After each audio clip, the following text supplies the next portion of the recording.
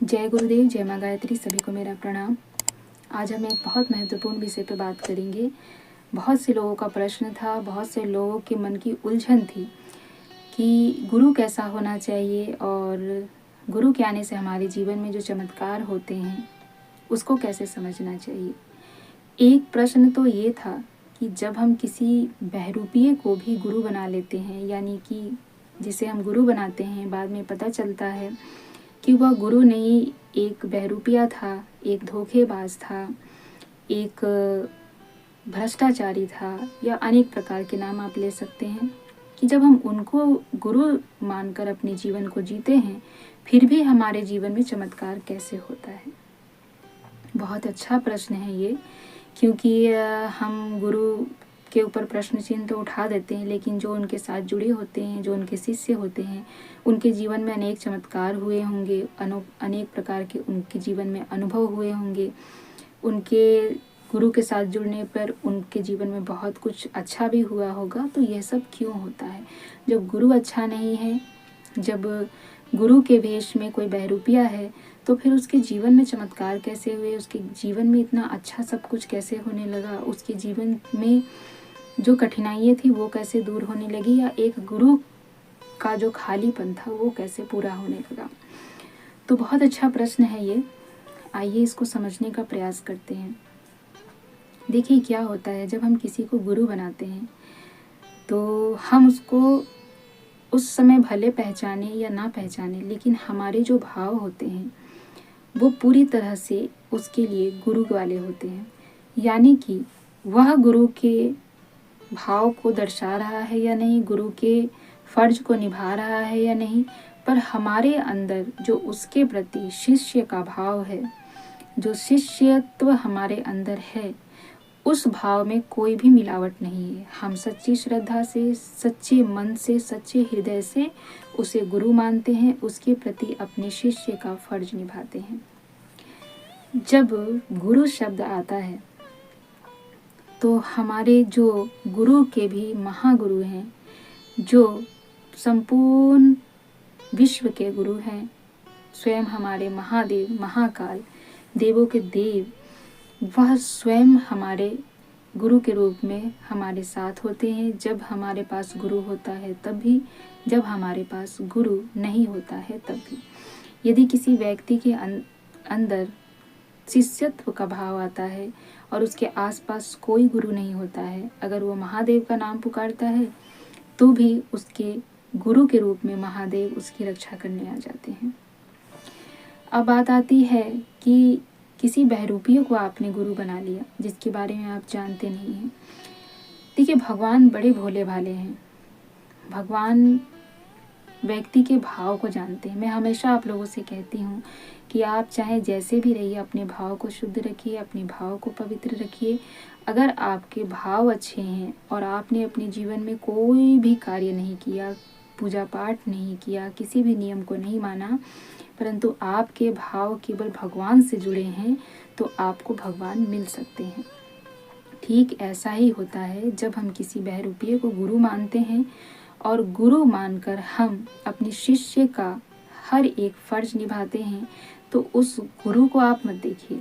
उस गुरु के और आपके बीच, आपकी भावनाओं के साथ स्वयं महाकाल जुड़ जाते हैं, स्वयं देवों के देव जुड़ जाते हैं, और इस संसार के जितने ऋषि महर्षि हैं जो सूक्ष्म रूप से तपस्याएं कर रहे हैं वो जुड़ जाते हैं, और अनेक प्रकार के ऐसे गुरु हैं जो सूक्ष्म रूप से हमारे वातावरण में साधनाएं कर रहे हैं, विचरण कर रहे हैं, वो हमारे साथ जुड़ जाते हैं। क्योंकि ये सभी लोग ये चाहते हैं कि जो हमारे भाव हैं उसको कहीं ठेस ना पहुँचे। जो हमारे भाव हैं उसकी वजह से हम अपने जीवन में आहत ना हो जाए, उस भाव की वजह से हम टूट ना जाएं, उस भाव की वजह से हम बिखर ना जाएं। यह परमात्मा की रिस्पॉन्सिबिलिटी है कि जो व्यक्ति अपने भाव की शुद्धता को लेकर जीता है, अपने भाव की पवित्रता के साथ जी रहा है, उसके मनोबल को टूटने नहीं देना चाहिए। तो आपने अगर किसी बुरे गुरु को भी चयन कर लिया है, आपने अज्ञानी गुरु को भी चयन कर लिया है, लेकिन आपके भाव गुरु रूप में उसे मानते हैं, भगवान रूप में उसे मानते हैं, तो जहाँ पर भगवान शब्द जुड़ जाता है तो वहाँ तो भगवान को आना ही पड़ेगा, क्योंकि भगवान को या ऋषि सत्ताओं को, देव सत्ताओं को, दिव्य शक्तियों को और जो दिव्य गुरु हैं, महागुरु हैं, उन सभी को उस व्यक्ति से मतलब नहीं होता। उनको मतलब होता है आपसे, आपकी भावनाओं से, आपकी पवित्रता से, आपके मन से, आपके प्रेम से और आपके अंदर छुपे उस शिष्यत्व से।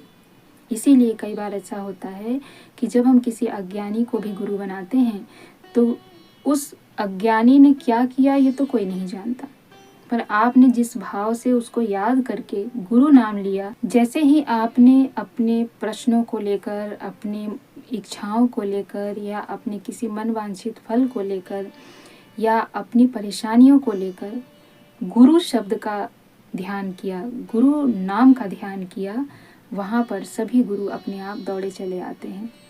फिर आपके उस गुरु से कोई मतलब नहीं होता है। यदि ज्ञानी गुरु होते हैं फिर तो ईश्वर को आने की आवश्यकता नहीं होती, सूक्ष्म शक्तियों को आने की आवश्यकता नहीं होती, दिव्य शक्तियों को आने की आवश्यकता नहीं होती। क्यों नहीं आने की आवश्यकता होती? उनको पता है कि एक ज्ञानी व्यक्ति है जो इसे संभाल लेगा, जो इसे देख लेगा, जो इसकी देखभाल कर लेगा और जो इसे प्यार और स्नेह दे सकता है। लेकिन जहाँ पर ऐसा लगता है कि एक अज्ञानी केवल इसको मूर्ख बना रहा है, इसके भाव को ठेस पहुंचा सकता है, इसको तकलीफ दे सकता है, आगे से इसके मन से गुरु के प्रति द्वेष उत्पन्न कर सकता है, तो जब ऐसे मनोविकार बनते हैं, जब ऐसे भाव उत्पन्न होते हैं, जब इस प्रकार की परिस्थितियां बनती हैं, तब ईश्वर को स्वयं आना पड़ता है। आपके मान मर्यादा के लिए आना पड़ता है, आपके लिए आना पड़ता है, आपके भाव के लिए आना पड़ता है, आपके प्रेम के भूखे होकर आना पड़ता है, आपके प्रेम के लिए आना पड़ता है, क्योंकि ईश्वर सदैव भाव के भूखे हैं, प्रेम के भूखे हैं। तभी आप किसी अज्ञानी के साथ होते हैं तो आप ये सोचते हैं कि ये बुरा व्यक्ति है, फिर भी हमारे जीवन में चमत्कार कैसे हुए, हमने ये सोचा और इन्होंने हमारी सहायता कर दी, हमने गुरु का स्मरण किया, हमारी ये परेशानी खत्म हो गई। हमने इनके साथ जब से अपने आप को जोड़ा है तब से हमारे जीवन की सारी परेशानियां गायब हो गई। ऐसा नहीं होता है, उसके अंदर कोई चमत्कार नहीं है, लेकिन हमारे ब्रह्मांड में, हमारे इस पूरे विश्व में, हमारे अंतरिक्ष में, हमारे आसपास हर जगह एक दिव्य चेतना, दिव्य शक्तियाँ विचरण करती हैं। सूक्ष्म रूप से अनेक शक्तियाँ हमारी सहायता करने के लिए होती हैं। जैसे आप समझिए, आपने पितृ के बारे में जाना होगा, पढ़ा होगा, सुना होगा। पितृ हमारे अदृश्य सहायक होते हैं। वो हमें दिखाई तो नहीं देते, पर वो हमारे आसपास होते हैं। जब भी कुछ हमारे साथ बुरा होता है तो लोग कहते हैं कि पितृदोष लग गया है। कुछ अच्छा होता है तो कई बार ऐसा कहते हैं कि आपके पितृ आपसे बहुत प्रसन्न हैं। कहाँ है वो पितृ? हमने तो उन पितरों को जला दिया, लेकिन वो पितृ हमारे आसपास कैसे हैं? तो सूक्ष्म रूप से जिस प्रकार से पितृ हमारे साथ होते हैं, इसी प्रकार से अनेक शक्तियाँ, अनेक दिव्य शक्तियाँ सूक्ष्म रूप से हमारे आसपास विचरण करती है। और जैसे ही आपके भाव शुद्ध होते हैं, आपका मन पवित्र होता है, आपके अंदर त्याग के भाव आते हैं, समर्पण के भाव आते हैं, वैसे ही इस समस्त ब्रह्मांड की शक्तियाँ गुरु रूप में आपके पास आ जाती है, ईश्वर रूप में आपके पास आ जाती है, आपकी परेशानियों को हरने के लिए आपके पास आती है। क्योंकि जिस अज्ञानी व्यक्ति को आपने गुरु बनाया है, आपने उस पर अटूट विश्वास रखा, आपने उस विश्वास को बनाया कि यह हमें टूटने नहीं देंगे, ये हमारी सारी परेशानियों को दूर कर देंगे।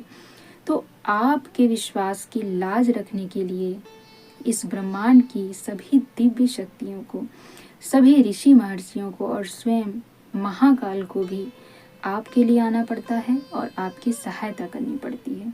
इस प्रकार से समझिए, क्योंकि वो किसी भी हाल भगवान कभी भी अपने भक्त का विश्वास टूटने नहीं देते।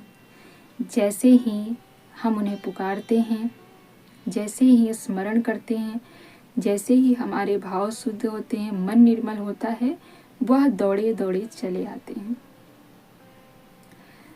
आशा है कि आप लोग मेरी बातें समझ रहे हैं। अगर मैं इसे और भी समझाऊं बहुत बड़ा हो जाएगा, लेकिन आप सभी फिर देखेंगे ही नहीं, समझेंगे नहीं। छोटी सी बात समझिए कि आपके सामने गुरु रूप में यदि कोई ज्ञानी व्यक्ति है तो बाकी शक्तियों को आने की आवश्यकता नहीं होती, क्योंकि वह गुरु स्वयं में समर्थ होता है।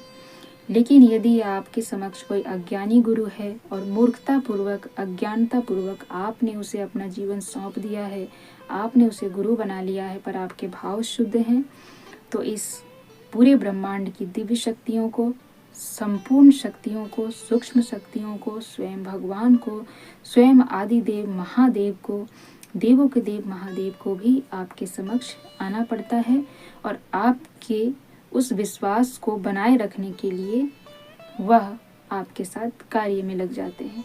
वह आपके भावों को, आपके विश्वास को, आपके मन को ठेस नहीं पहुंचाना चाहते, इसीलिए वह आपको सही मार्ग दिखाने के लिए आपके जीवन में शामिल हो जाते हैं।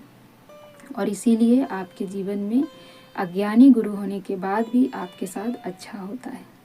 और कुछ आपके पूर्व जन्म के कर्म होते हैं जिसकी वजह से भी आप भले ही अज्ञानी गुरु के साथ जुड़े हों, लेकिन आपका सूक्ष्म मन, आपकी आत्मा उसके साथ जुड़ी होती है जिसके साथ आपने अपने पिछले जन्म में जुड़ाव रखा था। आप अपने कर्मों के हिसाब से उनके साथ जुड़े हुए थे, तो उन्हें भी आपके लिए आना पड़ता है।